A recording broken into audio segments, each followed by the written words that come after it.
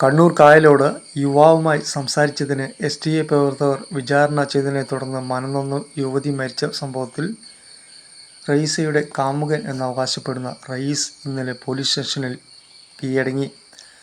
3.5 വർഷം മുമ്പ് താൻ ഇൻസ്റ്റഗ്രാമിലൂടെയാണ് റസീനയെ പരിചയപ്പെട്ടതെന്നും തങ്ങൾ തമ്മിൽ സാമ്പത്തിക ഇടപാടുകൾ ഒന്നും തന്നെ നടന്നിട്ടില്ല എന്നും വെറും സൗഹൃദം മാത്രമായിരുന്നു ഉണ്ടായിരുന്നതെന്നും ഇടയ്ക്കിടയ്ക്ക് താൻ നേരിട്ട് റസീനയെ കാണാൻ വരാറുണ്ടായിരുന്നു എന്നാണ് യുവാവ് പോലീസിന് മൊഴി നൽകിയത്.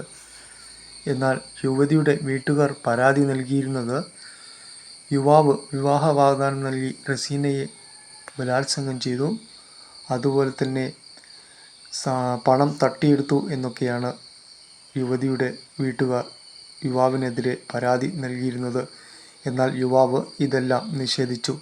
ഇതെല്ലാം കള്ളക്കഥയാണെന്നും താനും റസീനയും തമ്മിൽ സൗഹൃദം മാത്രമായിരുന്നു ഉണ്ടായിരുന്നതെന്നും ഇതിനെതിരെ വീട്ടുകാർ കള്ളക്കഥ ഉണ്ടാക്കുകയായിരുന്നു എന്നാണ് യുവാവ് പറയുന്നത്. യുവാവിൻ്റെ മൊഴി പോലീസ് രേഖപ്പെടുത്തിയിട്ടുണ്ട്.